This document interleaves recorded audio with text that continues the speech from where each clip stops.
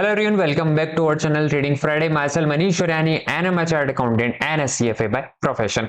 काफी दिनों से हमने हमारे इस चैनल पर आईपीओ से रिलेटेड कोई भी वीडियो नहीं बनाया था। उसका एक कारण था, मार्केट में कुछ खास आईपीओ आ नहीं रहे थे और जो भी आ रहे थे वो इतने काम के नहीं आए थे। फाइनली एसबीआई का आईपीओ मार्केट में आ चुका है, जो हमें लगता है कि थोड़ा सही आईपीओ है, लेकिन इसकी काफी ज्यादा हाइप क्रिएट हो चुकी है मार्केट में, इसलिए चांसेस हैं कि रिटेल लेवल पर लोग इसमें गलतियां कर सकते हैं। तो इस वीडियो में हम डिस्कस करने वाले हैं किस तरीके से आप अलॉटमेंट चेक कर सकते हैं, और अगर आपका अलॉटमेंट आ गया है, क्योंकि मुझे लगता है आपका अलॉटमेंट आ गया होगा क्योंकि रिटेल लेवल पर ज्यादा हमें इसमें सब्सक्रिप्शन देखने को नहीं मिला था। तो आपका अलॉटमेंट अगर आ चुका है तो अब आपको इसमें क्या करना चाहिए, कि आपको इसमें बने रहना चाहिए या फिर आपको इसमें लिस्टिंग गेन लेके निकल जाना चाहिए। तो सारी चीजों को डिटेल में डिस्कस करेंगे। उससे पहले एक छोटी सी request guys, we are very near to our जो हमारा गोल है सब्सक्राइबर का, उसके काफी ज्यादा पास हैं। So please hit the subscribe button and make sure हम वो गोल अचीव कर ले।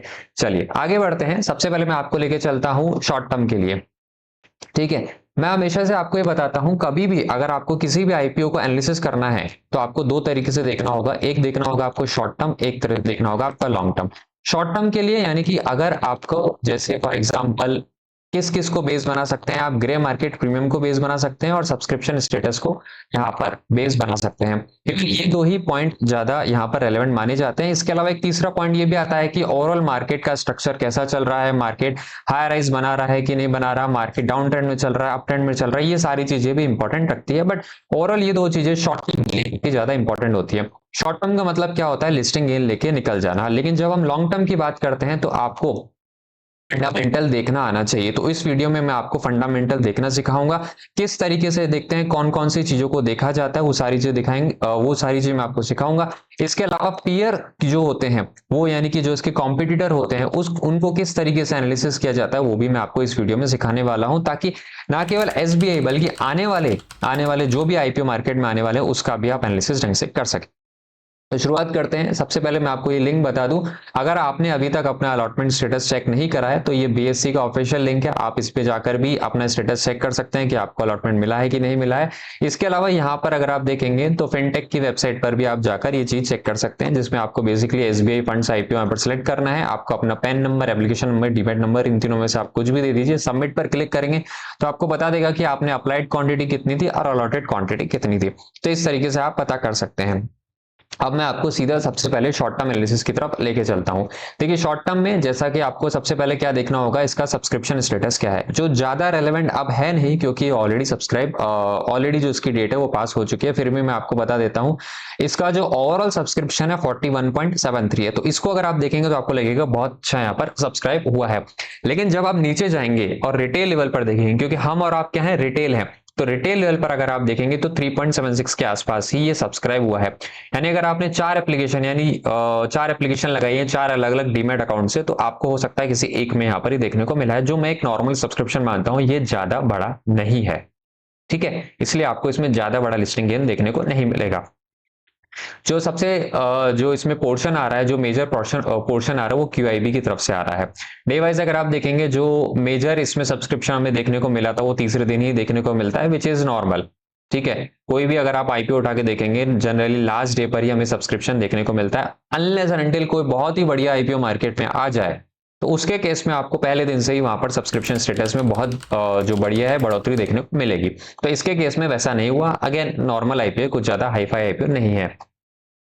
इसके अगर मैं आपको ग्रे मार्केट प्रीमियम की बात करूं, अगर यहाँ पर देखेंगे तो 6 जुलाई से लगभग यहाँ पर डेटा आना स्टार्ट हुआ था और ऑलमोस्ट 14, 19, 15, 15, 17, 15, 16 ऑलमोस्ट इसी रेंज के आसपास यहाँ पर हमें देखने को मिला है लगभग। यानी कि आपको 15 से 16% का यहाँ पर लिस्टिंग गेन देखने को मिल सकता है अगर आप जीएमपी का ट्रेंड देखेंगे तो।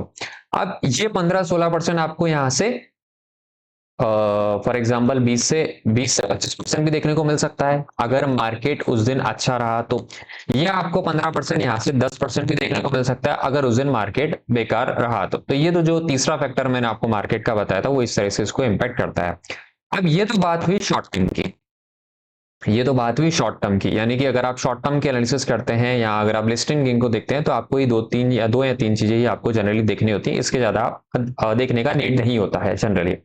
लेकिन कुछ लोगों का मानना होता है जैसे अगर अपन इसको लॉन्ग टर्म के लिए होल्ड करें, फॉर एग्जाम्पल मैं अगर इसको लॉन्ग टर्म के लिए होल्ड करना चाहता हूं तो उसके केस में उसके केस में मुझे क्या क्या देखना चाहिए, उसके फाइनेंशियल्स को कैसे पढ़ना चाहिए, कौन कौन से चीजें इंपॉर्टेंट होती है, उन सारी चीजों को अब अपन यहाँ से डिस्कस करेंगे। इससे पहले अगर आपने अभी तक वीडियो में बने हुए हैं, अगर लाइक नहीं करा है, then please please make sure to hit the like button. We are putting a lot efforts here. सबसे पहले अगर मैं आपको यहाँ पर लेके आया हूँ, सेबी की वेबसाइट पर लेके हूँ, जिसमें मैंने इसका जो ये प्रोस्पेक्टस है वो यहाँ पर डाउनलोड करा और मैं आपको वही दिखा रहा हूँ जो ये ऑफिशियल डॉक्यूमेंट है। यहाँ पर अगर आप देखेंगे इसकी नेटवर्थ है, ये जो नंबर्स हैं इन मिलियन है, ठीक है, ये नंबर आपको इन मिलियंस देखने को मिलेंगे। तो 67, 82, 59,000 में है, 1000 मिलियंस है ये, ठीक है। उसके बाद आपको रेवेन्यू फ्रॉम ऑपरेशन देखने को मिलती है, जहां पर भी मुझे यहाँ पर एक इंक्रीजिंग ट्रेंड देखने को मिला है। एबिटा भी अच्छा है, प्रॉफिट आफ्टर टैक्स भी अगर आप देखेंगे 20,000, 25,000, 30,000 से बढ़ रहा है, ठीक है। ईपीएस पर नहीं जाता हूँ। रिटर्न ऑन नेटवर्थ अगर आप देखेंगे तो 43% का रिटर्न ऑन नेटवर्थ हमें यहाँ पर देखने को मिलता है। बोरोइंग कंपनी के पास कुछ है नहीं। ऑपरेटिंग एक्टिविटीज से कैश जनरेट हो रहा है, which is a good thing. Investing activities से भी कैश जनरेट हो रहा है, और फाइनेंसिंग यानी कंपनी ने यहाँ पर आपका जो है प्रोसीड आउटफ्लो में जा रहा है, 54,000 के आसपास है, ठीक है। ये चीजें भी अगेन इतना रेलेवेंट नहीं है यहाँ पर। अब देखिए, अगर मैं स्टैंड अलोन की बात करूं, मैं आपसे किसी इसके पीयर्स की बात नहीं करता हूं। जो इसके पीयर्स हैं आपके एचडीएफसी हो गए, आईसीआईसी हो गए, मैं इनकी बात नहीं करता हूं। अगर मैं स्टैंड अलोन की बात करूं तो 43% का मुझे यहाँ पर रिटर्न ऑन नेटवर्थ देखने को मिलता है, विच इज वेरी गुड, ठीक है। अगर आप लॉन्ग टर्म के लिए कंपनी को देखते हैं, अगर आप 43% दिखता है, जीरो डेट के साथ कंपनी आपको देखने को मिल रही है, यहाँ पर अगर आप देखेंगे टोटल बोरिंग जीरो है, जीरो डेट के आसपास अगर ये कंपनी देखने को मिलती है, तो उसके केस ये मैं आपको बोलूंगा बहुत अच्छे यहाँ पर फाइनेंशियल है। ऑल्दो इसमें और भी चीजें देखी जाती हैं, किस तरीके इंडस्ट्री में कंपनी काम कर रही है, ओवरऑल आउटलुक कैसा है मार्केट का, वो भी चीजें इसमें देखी जाती हैं। बट मोर और लेस बोलूँ कंपनी अच्छी है। लेकिन जब आप इसको पीयर से कंपैरिजन करेंगे तो आपको एक रियलिटी देखने को मिलेगी कि अगर सपोज कीजिए पीयर्स ही बहुत अच्छा काम कर रहे हैं, अगर इंडस्ट्री का एवरेज ही 43% है, उसके केस में तो आप बोलेंगे कि ये कंपनी एवरेज है। तो उसके लिए मैं आपको सीधा लेके चलता हूं screener.com पर। यहाँ पर मैंने आईसीआईसीआई प्रूडेंशियल एएमसी यहाँ पर सर्च कर रखी है। यहाँ पर अगर आप देखेंगे आईसीआईसीआई प्रूडेंशियल का, यहाँ पर आपको प्रोज कॉन्स देखने को मिल जाएंगे। जनरली मैं अभी इस पर नहीं जाता हूँ क्योंकि मुझे केवल पेयर कंपैरिजन करना है। अगर आप देखेंगे आईसीआईसीआई का एएमसी, आईसीआईसीआई एमसी का पी 45 है, एचडीएफसी का 38 है, निपॉन का 49 है, आदित्य एमसी का 34 है, और इंडस्ट्री एवरेज 38 के आसपास चल रहा है। अगर मैं यहाँ पर आपको इसकी बात करूं, एसबीआई की बात करूं, तो एसबीआई का जो पी हो जाएगा आफ्टर लिस्टिंग समवेयर अराउंड 38 के आसपास ही रहेगा, ठीक है। आफ्टर लिस्टिंग समवेयर अराउंड 38 के आसपास रहने वाला है। तो पी के लेवल पर अगर मैं बात करूं तो इसमें कोई ज्यादा फर्क नहीं, इंडस्ट्री जो एवरेज है उसी पर चल रही है, बल्कि आईसीआईसीआई का थोड़ा ज्यादा ऊपर चल रहा है इसमें, ठीक है। इसके अलावा अगर मैं आपको सीधा यहाँ पर लेके चलता हूँ पीएनएल में मैं आपको लेके चलूंगा नो डाउट, लेकिन पीएनएल से पहले मैं आपको लेके चलता हूँ इनसाइट्स में अगर आप देखेंगे तो टोटल यहाँ पर जो ये म्यूचुअल फंड एयूएम कितना है आईसीआईसीआई का, समवेयर अराउंड 879 के आसपास आपको यहाँ पर देखने को मिलेगा। ये मार्च 2025 का नंबर अपडेटेड नहीं है यहाँ पर, ठीक है। जिसमें से एक्टिव पोर्शन आपको 7755 का देखने को मिलता है, वहीं आपको पैसिव पोर्शन 124 के आसपास का देखने को मिलता है। सर ये एक्टिव और पैसिव क्या है? देखिए, किसी भी म्यूचुअल फंड में आप जाएंगे तो आपके पास दो तरीके की स्कीम होती है, या तो आप एक्टिव में चले जाइए या पैसिव में चले जाइए। पैसिव में क्या होता है, इंडेक्स में पैसा डाल दिया या किसी ऐसी जगह डाल दिया जहां ज्यादा मेहनत नहीं करनी है। जैसे फॉर एग्जांपल आपने निफ्टी 20 खरीद लिए, ठीक है, निफ्टी 20 खरीद लिया, अब आप उसमें ज्यादा मेहनत तो करते नहीं है, आपने खरीद के छोड़ दी, निफ्टी अपने आप चलेगा, ये भी अपने आप चलता रहेगा। यानी कि किसी ऐसे इंडेक्स फंड में डाल दिया जो इंडेक्स को अपने आप कॉपी करता रहता है। दूसरा होता है पैसिव।